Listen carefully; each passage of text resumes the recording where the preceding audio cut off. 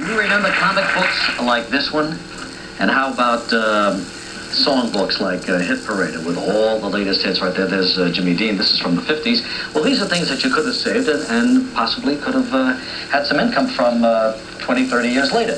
This is a gentleman who's an authority on collectibles. This is Charles Jordan, who has written this book called What to Save from the 80s, a guide for collectors. Nice to have you here on the show, Regis. So, let us kind of run through some of these things. So we've got, basically what we've got here are broken down into categories of collecting. You know, people often say, if I only had saved all of that stuff, so we've got some examples here for you.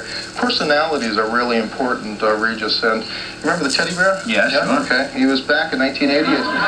Teddy Kennedy. And unfortunately, Teddy didn't make it to the presidency, so as quick as he could. This one did. Is this Reagan? I can't tell. Yeah, the Ronnie Bear. But, you know, Jimmy Carter, Walking Peanut, Nancy Reagan, paper doll set there. And then, of course, there's always a book that comes out every year. Geraldine Ferraro. These type of political items really have a good track record. Like this, for example, is selling for about $50 today. A couple of years, you can see that turning around for a few $100s. That quickly. Yeah, so anything political is usually something to very say. strong. News events are another important item. We have some buttons here that show the hostage. I was in Washington when the hostages were released. That was produced at a time where you could pick that up for a couple of dollars. Those have been selling for about $20 a piece. No kidding. Unusual items. We've got here the Mount St. Helens Ultimate Collectible, I think. These are made out of Mount St. Helens ash. Volcanic ash. Yeah. Got a piece of the Hollywood sign.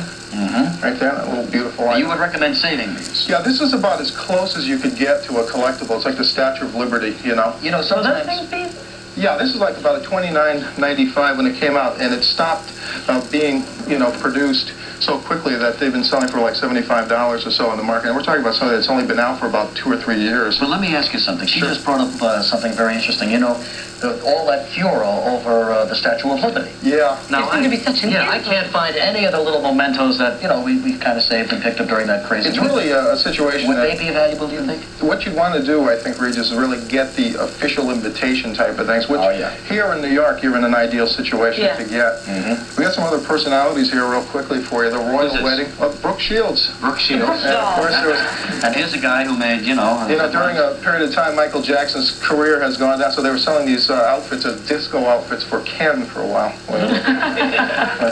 This is like whatever magazines. John Paul comic. Yeah. This is a collectible you can get today. If you buy Life magazine here in the East Coast, you get it this way with Paul Newman. If you buy it on the West Coast, you get it this way with Tom Cruise. So the trick is to buy both of them. Yeah, that's the first time Life in 50 years has done a split run on its cover. Okay.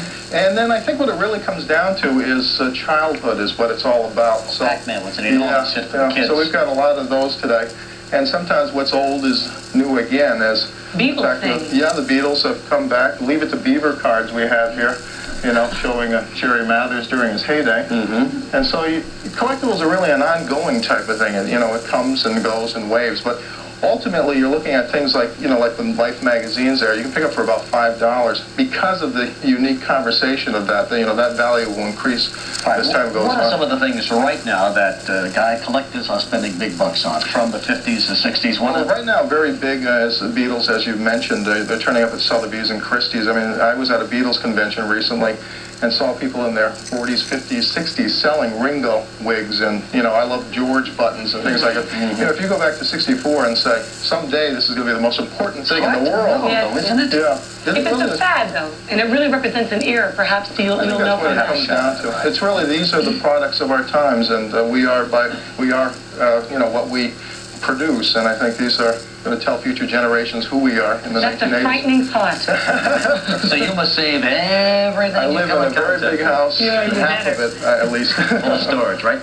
Let's see, is his book right down there, Kathy? I'll hold it up one more time for Mr. Jordan. What to Save from the 80s for the collector. Thank you very much.